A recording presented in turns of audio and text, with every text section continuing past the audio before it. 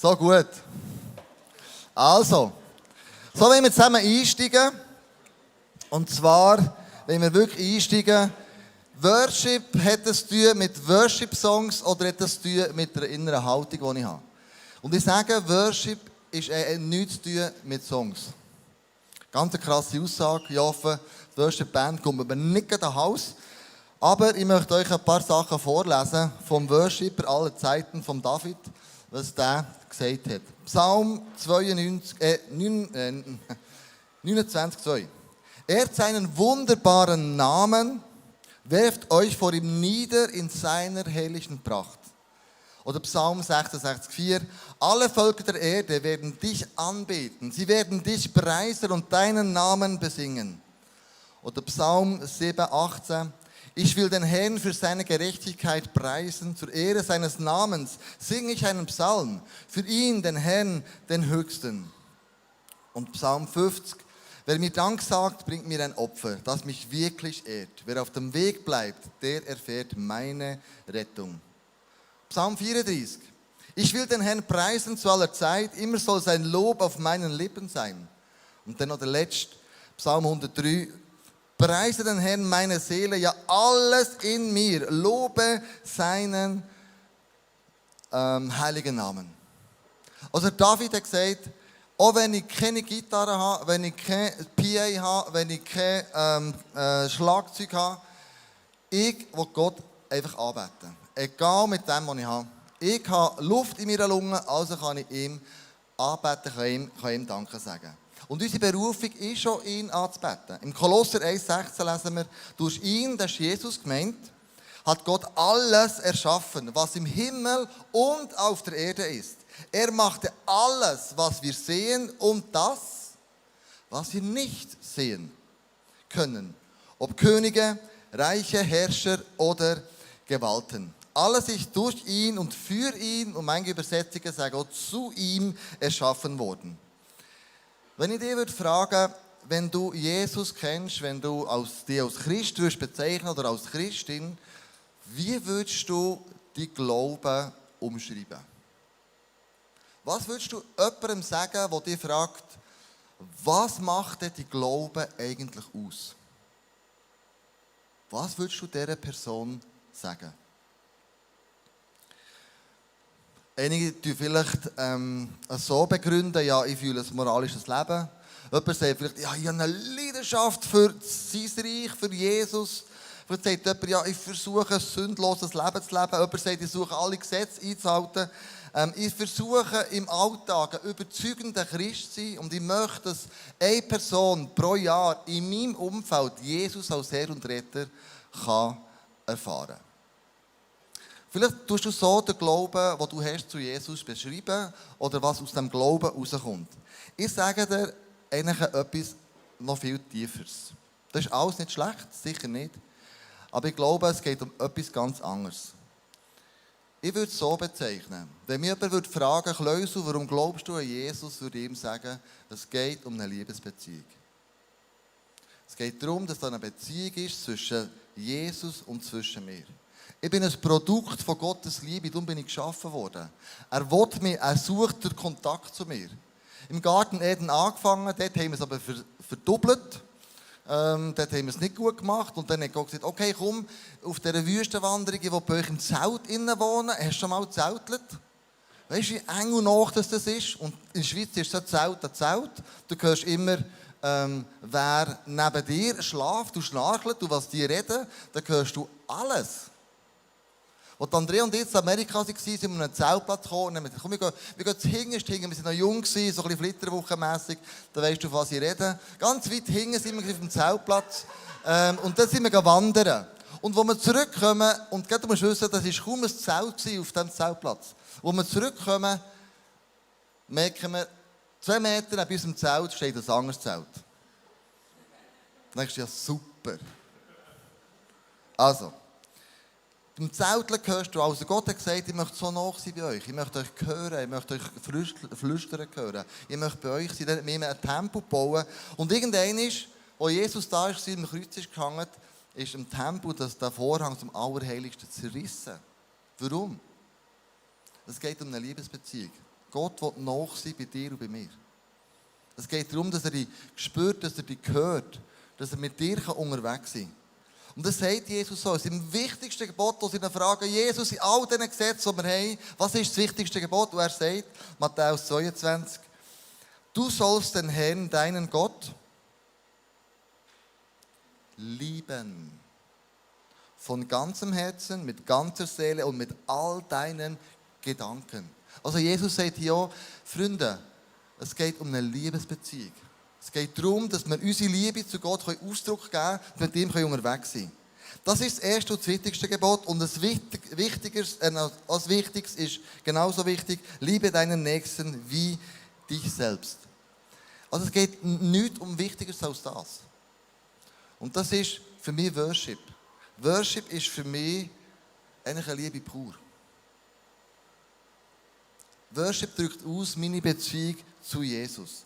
Und ich glaube, wenn wir das machen, dann kommt ein tiefer Frieden in unser Leben rein, wo ich denke, das ist der grösste Segen, den wir überhaupt haben können. Das kannst du nicht mit Geld aufwiegen. Wir lesen in Philipper 4,7, dann wird Gottes Friede, der all unser Verstehen übersteigt, eure Herzen und Gedanken bewahren, weil ihr mit Jesus Christus verbunden seid. Das sind zusammen. Eine Beziehung ist ja immer zusammen. Vorletzt hat mit Andrea gefragt, wir sind ja gleich, nicht aus dem gleichen Jahr geheiratet hast. Du bist ja gleich 28 Jahre geheiratet. Und manchmal fragt ich so zwischendurch eine Frage, auf das fragt sich Leusel, liebst du mich eigentlich noch? So nach 28 Jahren. Und meine Antwort ist immer die gleiche. Natürlich. Wärst du dir sonst lieb, außer dir? Und dann frage ich auch, und du? Liebst du mich eigentlich noch? Und er sagt, ja klar, wer denn sonst? Hinter dieser Frage steckt aber viel etwas Tieferes. Sie fragt nämlich, liebst du mich auch noch, wenn ich ablehnend mich dir gegenüber verhalte? Liebst du mich auch noch dann, wenn ich hässig bin? Liebst du mich auch noch dann, wenn ich deine Erwartungen nicht erfülle? Liebst du mich auch noch dann, wenn ich dich mit meinen Worten verletze? Liebst du mich auch noch dann, wenn ich Fehler gemacht habe? Liebst du mich auch noch dann, wenn? Und ich glaube, in dieser Beziehung zu Jesus stellen wir ähnliche Fragen. Wir sind manchmal unsicher, wenn wir Jesus die Frage stellen. Jesus, liebst du mich eigentlich noch? Auch wenn ich das gemacht habe. Und das habe ich nicht auf die Reihe bekommen. Und hier habe ich jemanden verletzt. Und dort habe ich nicht richtig gehandelt. Und hier habe ich ein Problem gehabt. Und hier und da und dort. In unserer menschlichen Natur steckt das tief drin, die Unsicherheit. Liebt mich jemand wirklich bedingungslos, trotz meiner Fehler und Kanten und Ecken, die ich habe? Einfach so.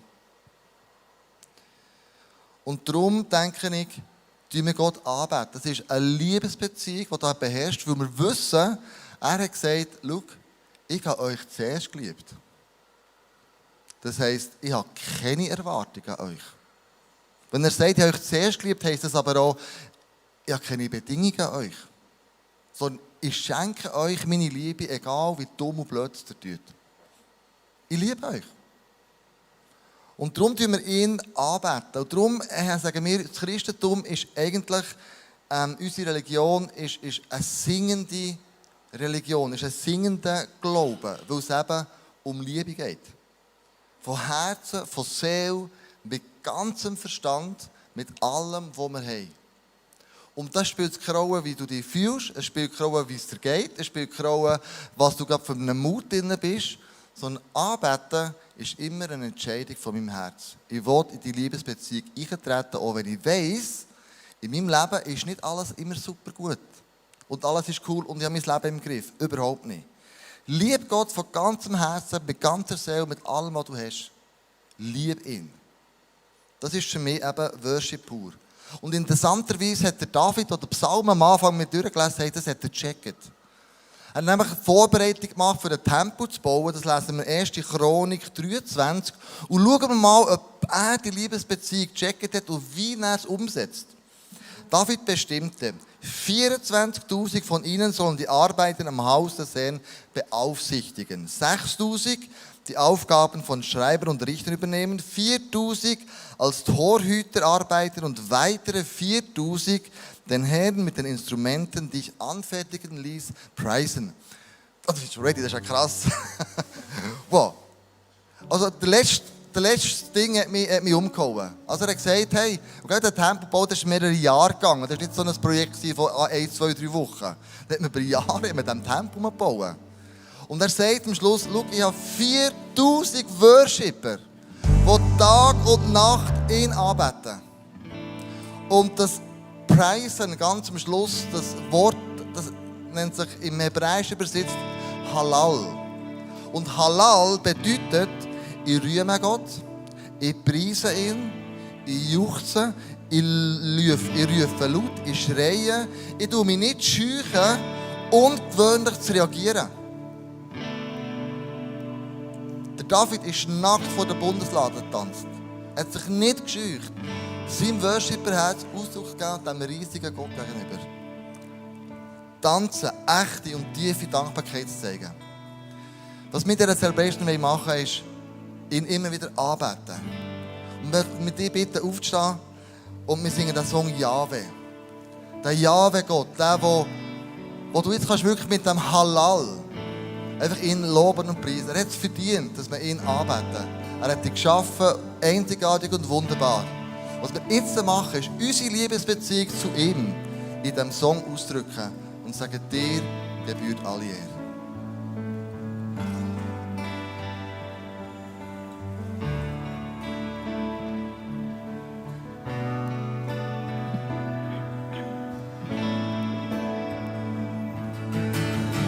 Jetzt und für alle Zeit will ich dir singen, denn du bist hoch erhoben, Herr. Mit allem, was ich bin, nur dir erwarte, mit alles, was du bist und tust. Jetzt und für alle Zeit will ich dir singen, denn du bist hoch erhoben, Herr.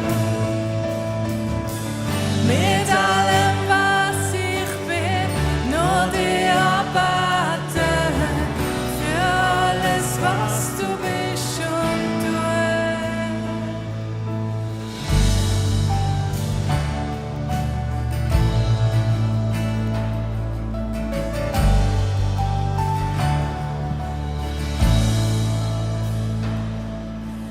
Stock sie lang schon vor der Zeit.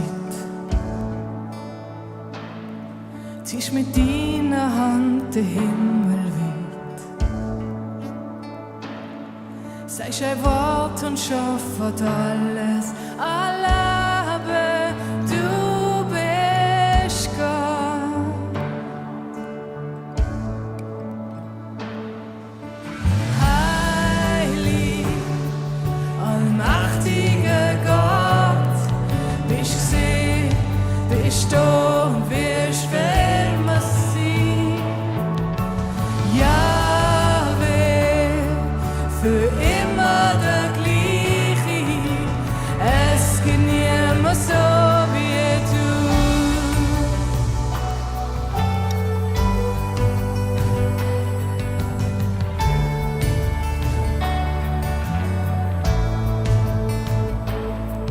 Du beschütze, du der starke Fuß. Hebst in deiner Hand die ganze Welt. Stiegst vom Himmelsthron nur zu mir zu retten, was für Gott. Yeah. Heilig, allmächtiger Gott, bist gesehen, bist da und wirst wenn man sieht.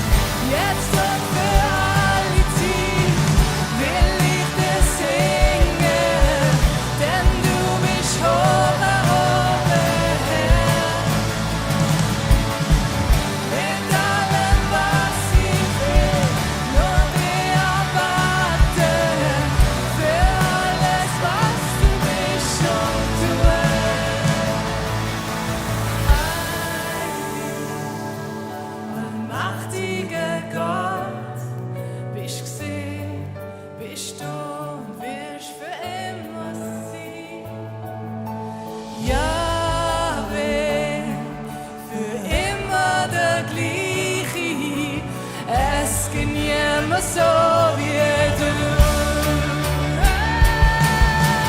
Heilig, allmächtiger Gott, bist du sehen, bist du, bist für immer sein. Jesus, immer der Gleiche, es gibt niemand so wie du. Oh, es gibt niemand so wie du.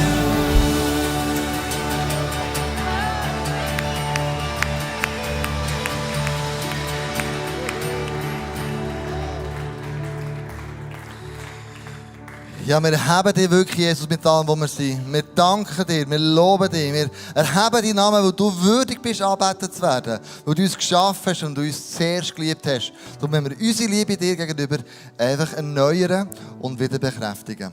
Amen. Amen. Wow. Geben wir Jesus einen riesen Applaus. So gut.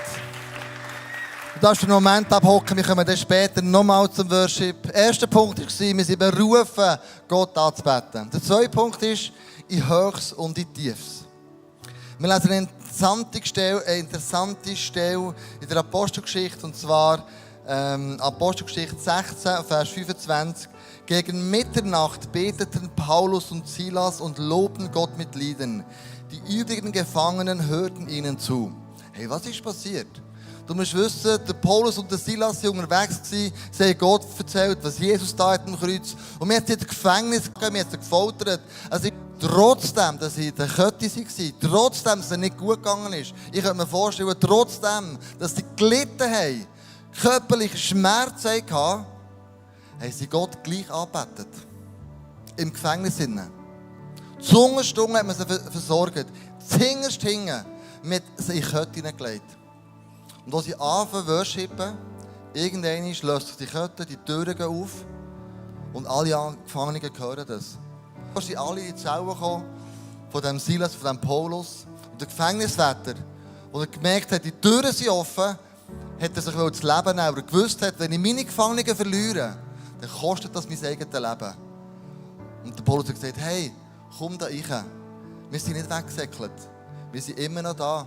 Wir preisen und loben Gott. Wir lesen in der Bibel, dass der Gefängniswärter und seine ganze Familie sein Leben Jesus anvertraut hat. Aufgrund vom Worship von 2 Männern im Gefängnis, die in tiefster Not Kraft hatten, Gott anzubeten. Von wo kommt die Kraft? Von wo kommt die Überzeugung? Von wo kommt die Power? Ich kenne ja mein Leben, ich selber auch.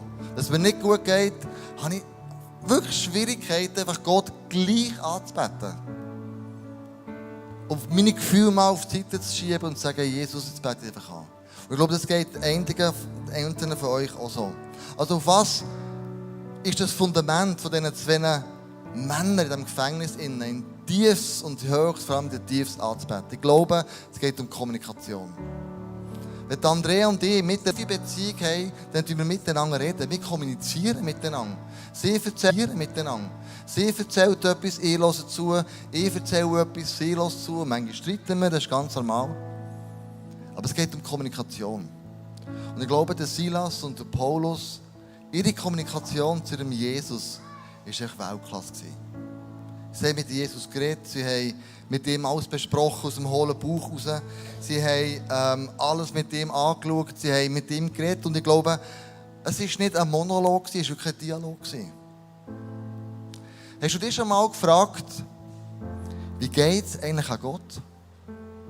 Hast du ihn schon mal im Gebet gefragt, hey, wie geht es eigentlich dir?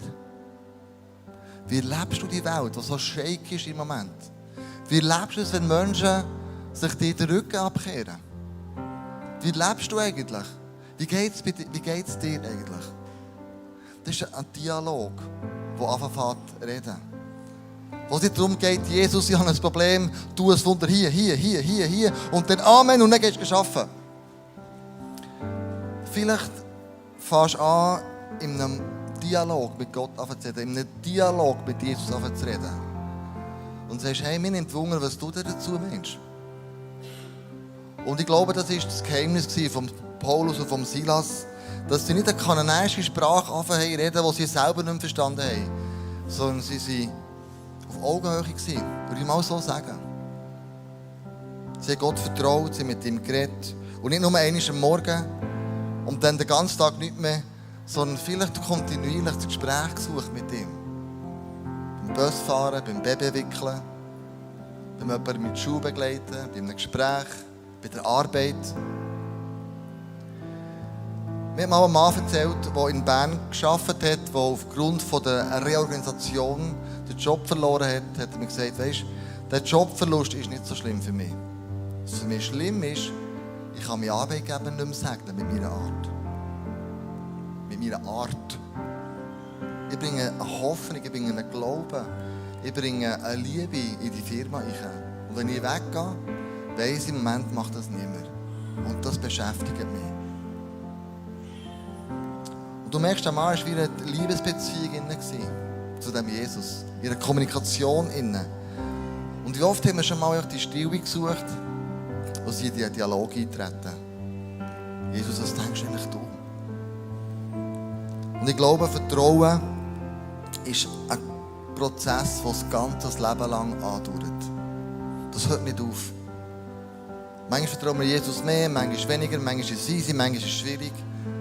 Aber Paulus und Silas haben ihm vertraut in der tiefsten Not von ihrem Leben. Um Mitternacht. Lass uns miteinander aufstehen und den Song singen, In the Midnight. Der tiefsten Nacht, wo alles fest ist um dich herum, vertraue ich dir. Und möchte mit dir, Jesus, einen Weg gehen.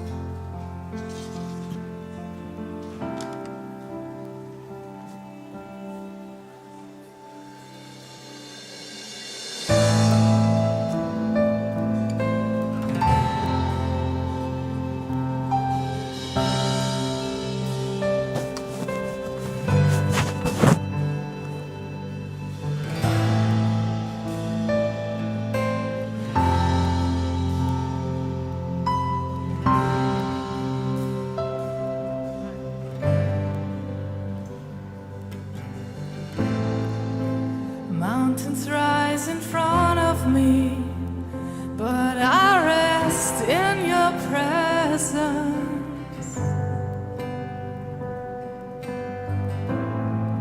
Their shadows try to frighten me, but I rest in your presence.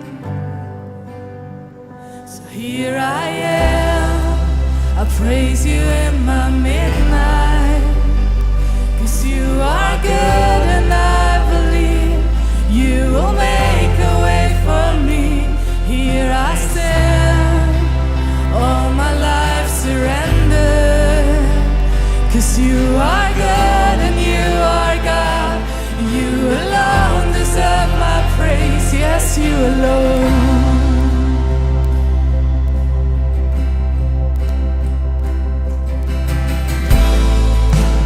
Let them hear my song of praise when I sing of your goodness.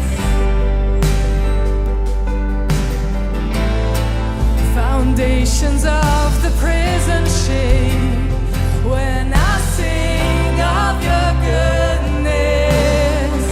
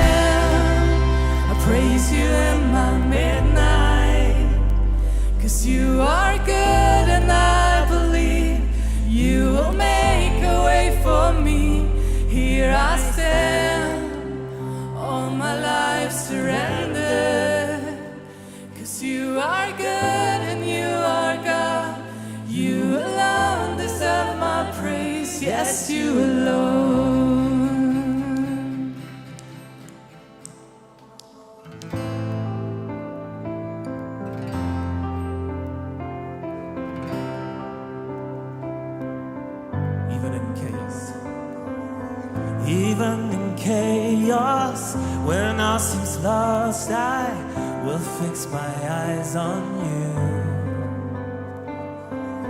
'Cause deep inside of me, my heart wants to believe that you will care for me.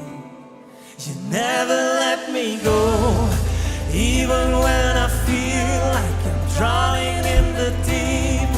All right here with me, you never let me go, even when I feel like I'm drowning in the deep. All right here with me. You are so, so good. You are so, so good to me. You are so, so good. You are so, so good to me. Let streams of heaven, let streams of heaven run down into my soul and wash my cares away. Forever faithful, you are my stronghold. I trust in you. Oh, you never let me go, even when I feel like I'm drowning in the deep. All right here with me, you never let me go, even when I feel like I'm drowning in the deep. You are right here with me. You are so, so good. You are so, so good to me. You are so, so good. You are so, so good to me. You are so, so good. You are so, so good to me. You are so, so good. You are so, so good to me. Yes, you never let me go, even when I feel like I'm drowning in the deep. You are right here with me. You never let me go, even when I feel like I'm drowning in the deep. You are right here with me. Sing Moses, you are so, so good.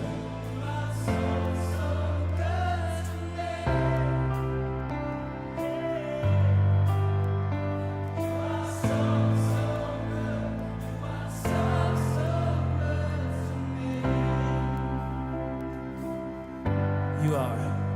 You are so, so good. You are so, so good to me. You are so, so good. You are so, so good to me.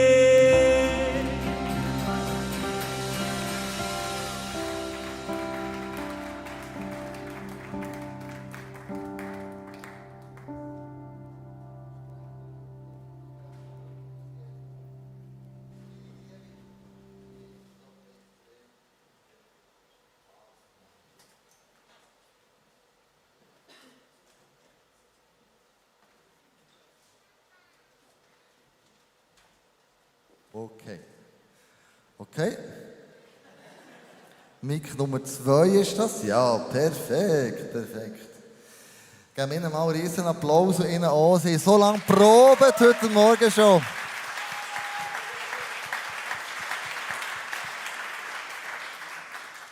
Wow.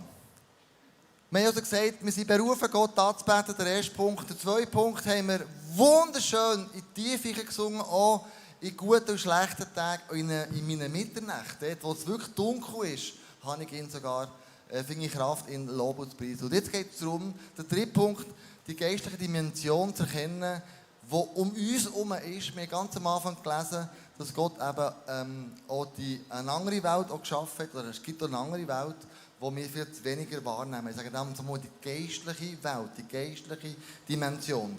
Und der Bibelvers kennt ihr alle zusammen, Epheser 6,12.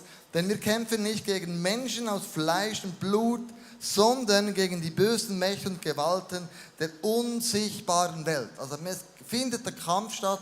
Wir sind jetzt gespürt in der Schweiz oder nicht, in Basel oder in Bern. Aber es gibt die unsichtbare Welt. Und wenn du in Afrika bist, wenn du in Asien bist, wenn du in ärmeren Ländern unterwegs bist, wo sie mit dieser Realität zu kämpfen haben und du dich fragst, gibt es für dich auch eine unsichtbare Welt? Jeder sagt dir, hey, und wie? Ich sehe den Monatsnacht, ich sehe das, ich sehe eins. Also, wir tun es ein bisschen als Westeuropäer verdrängen und ja, es gibt für dich, das ist der Teufel gemeint, um die Schafe, das sind wir, zu stehlen und zu schlachten und um Verderben zu bringen. Also er ist nicht dazu da, um dir einen tollen Abend zu gönnen oder ein super Leben, sondern er ist da, um dich, wir lesen hier, zu stehlen, zu schlachten und dir Verderben zu bringen. Also wir haben Gegenspieler, effektiv. Und ich will jetzt ganz bewusst den Teufel an die Wand, gell? Nehmen wir es bitte nicht übel. Aber wir müssen uns der Realität wieder ein bisschen bewusst werden, das stimmt eigentlich. Es stimmt. Wir haben Gegenspieler. Und Jesus sagt, aber ich bin gekommen, um ihnen Leben zu bringen, Leben in ganzer Fülle, also im ganzen Überfluss. Wie macht das der Teufel? Wie tut er stehlen, rauben, verderben? Als allererstes, glaube ich, will ablenken. Das Erste, er will einfach ablenken. Er will deine Zeit, die so kostbar ist, haben wir alle gleich viel davon, dass du deine Zeit verplemperlen. Kennt ihr den Ausdruck in Basel? Verplemperlen? Kennt man das? So einen schönen Ausdruck, gell? Verplemperlen. Verplemperlen heisst, ich tue die Zeit nicht gut nutzen. Natürlich brauche ich zwischen einer Pause, also nicht von dem. Verplemperlen, einfach unnötig Zeit in irgendetwas investieren, das einfach nichts bringt. Und dann habe ich auch schon bei mir selber festgestellt, ich tue lieber Facebook anschauen und drin das rumscrollen, aber anstatt mein Face in das Book reinzutun. Das passiert mir auch, dir ja wahrscheinlich auch.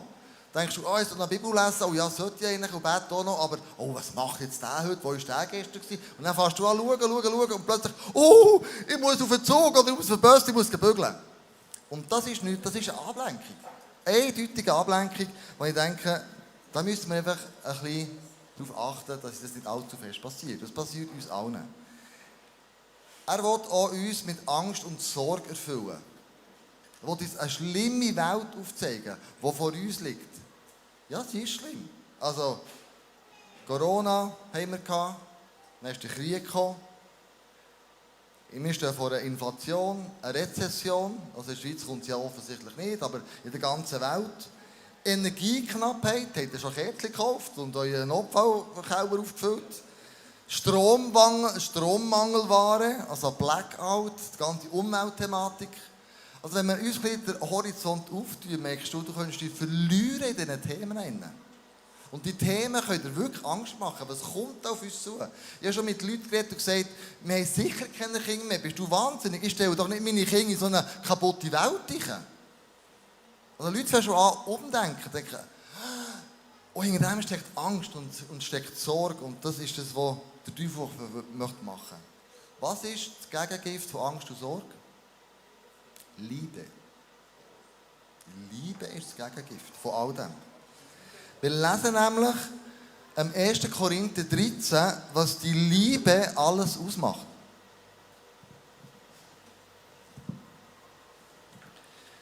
Und anstatt Liebe, lese ich mal einfach Jesus. Jesus ist geduldig und freundlich. Er ist nicht neidisch und überheblich, stolz oder anstößig. Jesus ist nicht selbstsüchtig. Er lässt sich nicht reizen.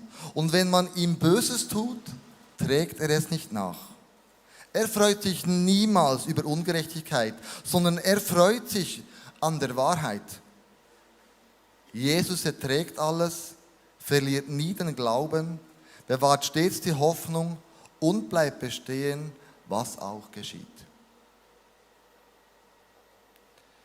Also Liebe oder Jesus, Freunde, das ist unsere Autorität gegenüber dieser Angst, dieser Sorge kommt.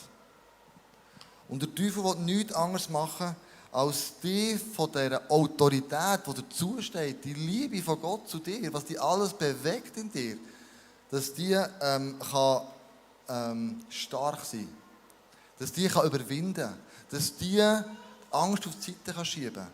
Weil du weisst, ich bin in den Händen von Gott, ich bin ein geliebter Sohn oder eine geliebte Tochter. Das Dritte, was er versucht, ist neben Angst und Sorge Freude zu rauben. Und ich sage mir immer wieder, die Freude am Herrn ist meine Stärke. Die Freude am Herrn ist meine Stärke. Und manchmal muss ich es ein paar Mal sagen, damit es vom Verstand ins Herz abrutscht. Und dann laufe ich manchmal so durch die Wohnung durch. Die Freude am Herrn ist meine Stärke. Die Freude am Herrn ist meine Stärke. Und das braucht es vielleicht ein paar Mal, bis es wirklich abrutscht. Denn ein Christ ohne Autorität hat keine Freude, hat keine Kraft und ist wirkungslos. Und wir lesen in der Bibel, wenn Salz wirkungslos ist, dann wird es zertreten. Das hat keine Bedeutung mehr. Es salzt nicht mehr. Und darum bist du mega vorsichtig, wenn du merkst, der Teufel macht sich auf, gegen dich zu kämpfen. Sondern unser Problem ist, dass wir es zulassen, dass wir es sogar tolerieren, dass der Teufel uns Angst macht. Und mit der Angstmacherei verlieren wir leider unsere Autorität, Freude und Kraft. Und manchmal muss der Bibelvers 1. Korinther 13 einfach mit Liebe mit Jesus ersetzen. Und dann so einfach für dich reden. Und manchmal ist es nicht nur der Teufel, manchmal sind es auch Menschen, die dich abhalten wollen, Jesus nachzuziehen. Das haben sie schon damals erlebt, wo sie eingezogen sind in Jerusalem. Und ich möchte euch mitnehmen, was die Pharisäer Jesus gesagt haben. Lukas 19, 36. Die Menschen breiteten ihre Mäntel vor Jesus auf der Straße aus. Als sie die Stelle erreichten, an der der Weg den Ölberg hinabführte, fingen all seine Anhänger an, Gott mit lautem Jubel für die großen Wunder zu loben, die sie gesehen hatten. Also die geworshipped ohne Ende, aber ohne Instrument. Einfach sie es gesehen, was Jesus gemacht hat. Gepriesen sei der König, der im Namen des Herrn kommt. Friede in der Höhe und Ehre im höchsten Himmel. Und jetzt kommt's. Einige der Pharisäer in der Menge forderten ihn auf. Meister, ruf deine Jünger zur Vernunft. Psst. Man darf im Worship nicht hängen oben haben. Man darf beim Worship nicht abknäulen. Man darf beim Worship nicht tanzen. Das gehört sich nicht. Das macht man nicht. Und dann frage ich auch, wer ist denn man? Doch er entgegnete ihnen, würden sie schweigen, ist ja interessant, dann würden die Steine schreien. Also wenn wir nicht mehr Jesus anbeten, dann fangen die Steine an, Jesus anzubeten. Die ganze Schöpfung betet ihn an. Und wir sind ein Teil dieser Schöpfung. Also was ist die Lösung? Die Lösung habe ich so 5 Punkte aufgeschrieben. Verbring immer die Zeit mit Jesus. Wenn möglich täglich. Wenn möglich täglich. Fang an, wieder mit ihm zu kommunizieren. Fang an, nicht nur einen Monolog, sondern einen Dialog zu führen. Das Zweite, fang an, wieder in der Bibel zu lesen. Weil die Bibel ist ein zweischneidiges Schwert. Kann von Angst und Gefühl kann sie die Wahrheit führen. Fang an, in der schwierigsten Zeit Wunder tut. Ich soll mein Leben darauf aufbauen und. Das Vierte, umgib dich mit Menschen, die wie du Jesus im Herzen tragen. Umgib dich mit Leuten, die dich ermutigen können. Umgib dich mit Leuten, die für dich beten können. Umgib dich mit Leuten, die den gleichen Glauben wie dich, die, wenn du mal in der Not drin bist, dich hochheben und mit dir unterwegs sein. Und mit dir beten können. Dien Jesus, indem du Menschen dienst. Das ist etwas vom Allerbesten, was du machen kannst. Sei das jetzt privat oder in der Kirche, am Arbeitsplatz, was auch immer. Das ist ein super Gegengift, dass der Teufel dich nicht umlullen kann. Ich kann dir einen Flop oder einen Top erzählen. Also ich erzähle beides, aber was willst du zuerst hören? Flop oder Top? Flop. Flop. Also, wir haben, Andrea und Dennis entschieden, vor etwa 14 Tagen, wir holen unseren Hochzeitstag nachholen und wir gehen zusammen biken. Aber mit dem Motor steht da einer dran, oder wir sind ja alle zusammen älter. Wir haben eine super Route ausgelesen. Wirklich, ich habe mich so gefreut an den Tag, auf das Biken mit Andrea zusammen. Und dann sind wir dorthin gefahren mit dem Auto und im Auto innen haben wir so Krach bekommen zusammen. Kannst du dir nicht vorstellen? Ja, kannst du dir vorstellen, gell? Kennen wir irgendwie. Wir haben es nicht mehr zusammengebracht. Also, wir sind angekommen an diesem Ort und ich habe gesagt, also, das machen wir ganz einfach. Ich brauche Abstand von dir. Ja, ich liebe dich, aber, eben, siehst du, dann hat sie die Route genommen, ich habe die Route genommen. Am Hochzeitstag. Wir waren so verrückt aus dem Aufeinander. Mal sind wir zusammengekommen. Und als wir zurückgekommen haben wir nochmal Dampf abgeladen, beide miteinander. Es war noch nicht wirklich toll. Und am Abend sind wir dann zusammengekommen und gesagt, hey, was ist heute passiert? Und wir konnten wieder in die Ordnung tun. Aber du musst wissen, das hat mich so verrückt gemacht und verletzt, was sie mir gesagt hat. Und ich auch, sie genau nicht, was ich gesagt habe. Das war der Flop, den ich erlebe. Top war gestern. Bin ich morgen aufgestanden, ins Fitness gegangen. Wir zusammen zu mögeln, mit der Familie. Alles war wunderbar. Meine Tochter macht den Gimmer fertig, hat eine Maturarbeit noch ausdrucken. Ich sagte, komm, wir gehen ins Office, dann können wir das super machen, mit dem ganzen Zeug, das wir brauchen und so weiter und so fort. Und dann bin ich 3 Stunden mit meiner Tochter im Office und habe ihre Maturarbeit ausgedruckt. Als Vater, ja, super gemacht. Zur gleichen Zeit kommt einer ins Office und sagt, Klaus, können wir zusammen beten, ich muss mich untersuchen und ich habe Verdacht auf Krebs und ich habe mega Schiss von dieser Untersuchung. Und ich sage, ja, komm mal her, meine Tochter, wir beten für dich. Und wir haben für den gebetet und er hat gesagt, hey, wir sind ganz warm im Körper, hey, keine Ahnung, was mit mir los ist, hey. Ich habe die Angst verloren, es ist crazy. Und ich dachte, wow, cool. Dann gehen wir heim, die zweite Tochter sagt, Papi, ich habe ein Shooting-Match, kommst du mit mir mit?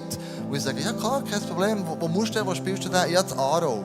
Ah, okay, ja gut.